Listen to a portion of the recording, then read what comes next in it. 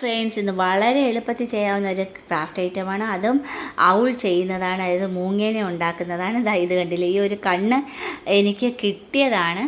അത് വെച്ച് ആ കണ്ണ് വെച്ച് എന്ത് ചെയ്യാമെന്ന് ആലോചിച്ചപ്പോൾ ഞാൻ കരുതി ഒരു മൂങ്ങേനെ ശരിയാക്കാനായിട്ടാണ്. അത് മുട്ടത്തോട് ഇതുപോലെ പൊട്ടിച്ച് വെച്ച ഒരുപാട് മുട്ടത്തോടുകളുണ്ട്. അതെല്ലാം കൂടി വെച്ചൊരു ഷേപ്പാക്കി അതിനുശേഷം ഞാൻ ടിഷ്യൂ പേപ്പർ കൊണ്ട് അത് മൊത്തം കവർ ചെയ്ത് ഹെഡിന് വേണ്ടിയിട്ട് ഒരു മുട്ടത്തോട് അതിൻ്റെ ഏറ്റവും മുകളിലെടുത്ത് വെച്ചതിന് ശേഷമാണ് ഇനി അതിന് ഇതുപോലെ കവർ ചെയ്തതിന് ശേഷം ചിറകിനായിട്ട് ഇതേപോലെ ഈ ഷേപ്പിൽ അതും നമ്മൾ ഈ ടിഷ്യൂ പേപ്പർ ഒരുപാട് ഉപയോഗമുള്ളതാണ്.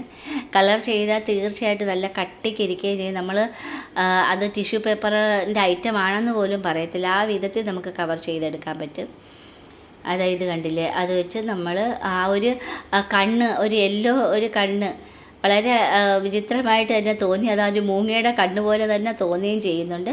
അതിന് ചുറ്റും ഞാൻ പിന്നെ പഞ്ഞി കൊണ്ട് ആ ഒരു കണ്ണ് കംപ്ലീറ്റ് കവർ ചെയ്ത മൂങ്ങയുടെ വെച്ചാൽ റൗണ്ട് ഷേപ്പല്ലേ, ആ റൗണ്ട് ഷേപ്പ് വരാൻ വേണ്ടിയിട്ട് കളർ ചെയ്ത പഞ്ഞിയും കൂടി യൂസ് ചെയ്ത് ആ ഒരു കണ്ണിന് ചുറ്റും അത് മറച്ച് വരത്തക്ക വിധത്തിൽ അതങ്ങ് കവർ ചെയ്തെടുക്കുകയാണ് ചെയ്തത്. പഞ്ഞി കൊണ്ട് കവർ ചെയ്ത് എടുത്ത് എന്നിട്ട് ബ്ലാക്ക് കളർ കൊണ്ടാണ് ഈ ചെറിയ ചെറിയ ലൈൻസുകൾ ഇട്ടത്. പല സൈസ് മൂങ്ങകളും ഉണ്ട്.